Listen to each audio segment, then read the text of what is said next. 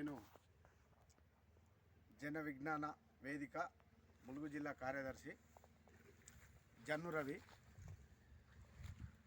వాస్తవానికి ఈరోజు శాస్త్రీయ పరిజ్ఞానము ప్రజలకు ఎంత అవసరమో ఇప్పుడున్న ఈ అతివృష్టి అనే పరిస్థితి ప్రజలకు తెలియజేస్తుంది.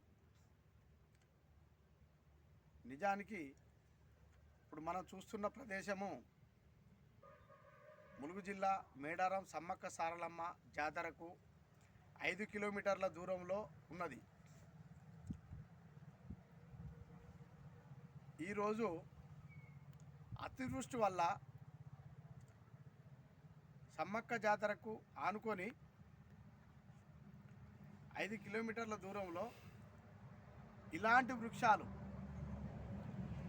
1,00,000 అవి 2 సంవత్సరముల నుండి 200 సంవత్సరముల వయస్సున్న చెట్లన్నీ వృక్షాలన్నీ ఈరోజు నేలమట్టమైనాయి. నేలమట్టం కావడానికి అతివృష్టి ప్రధాన కారణం. ఈరోజు శాస్త్రీయంగా దీన్ని పరిశీలనకు తీసుకోకుండా ఉంటే రేపు గ్రామాలు పట్టణాలలో కూడా ఇలాంటి సంఘటనలు జరిగితే ప్రమాదం విపరీతంగా జరుగుతుంది. ఈ విపరీతమైన అనావృష్టిని, ఈ చెట్లు కూలడాన్ని శాస్త్రీయంగా ఎంతో దూరదృష్టితో పరిశీలించాల్సిన అవసరం ఉన్నది. దీనికి భారతదేశంలో ఉన్న శాస్త్రజ్ఞులు, ప్రపంచంలో ఉన్న శాస్త్రజ్ఞులు ఈ పరిశీలన చేసి రేపు రాబోయే కాలంలో ఇలాంటి అనావృష్టిని జరగకుండా చూడాల్సిన అవసరం ఎంతైనా ఉన్నది. ఎందుకంటే ఈరోజు ఇదే గ్రామాలలో కనుక జరిగితే, పట్టణాలలో కనుక జరిగితే విపరీతమైన నష్టం జరిగేది. శాస్త్రీయ పరంగా ఆలోచన జరిగినప్పుడు గత 100,000 సంవత్సరాల నుండి ఇలాంటి పరిస్థితి జరిగినట్టు ఏ అధ్యయనంలో కూడా లేదు, ఏ శాస్త్రీయ పరిజ్ఞానంలో కూడా లేదు. కానీ ఈరోజు ఇది జరిగిందంటే మానవాళి అనేది ముందు చూపుతో నడవాలి. శాస్త్రం ఎంత పరిశోధించినా తక్కువే. ఇలాంటి అతివృష్టి వల్ల, ఇలాంటి అనావృష్టి వల్ల జరిగిన ఏదైతే సంఘటన ఉన్నదో ఈ సంఘటనను శాస్త్రీయ దృక్పథంలో పరిశీలించి దీన్ని ఇంకోసారి జరగకుండా చూడాల్సిన అవసరం మన దేశ శాస్త్రజ్ఞులకు ఎంతో ఉన్నది. దానితో పాటు మన దేశాన్ని పరిపాలించే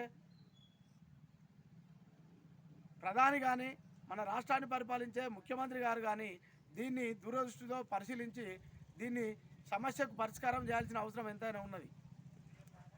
ఈ కోణంలో చాలామంది శాస్త్రీయ దృక్పథాన్ని విడిచిపెట్టి కొంతమంది ఏదో కావాలని, ఏదో మొక్కుబడిగా, ఏదో తప్పులు చేస్తే జరిగిన పరిణామంగా కొంత అశాస్త్రీయబద్ధంగా దీన్ని ప్రచారం చేస్తున్నారు.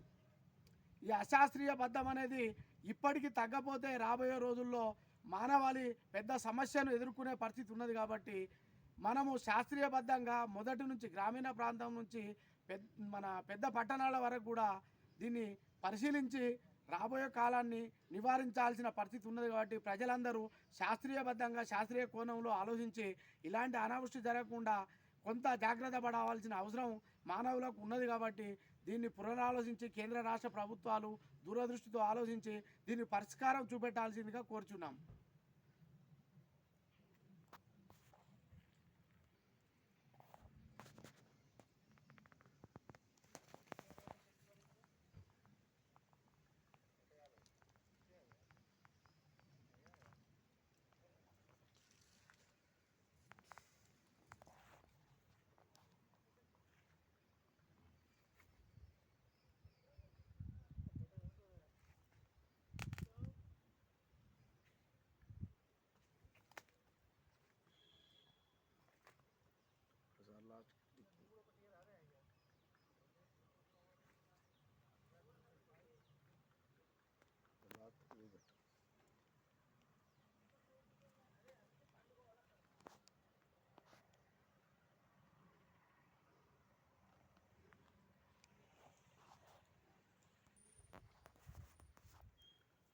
అతి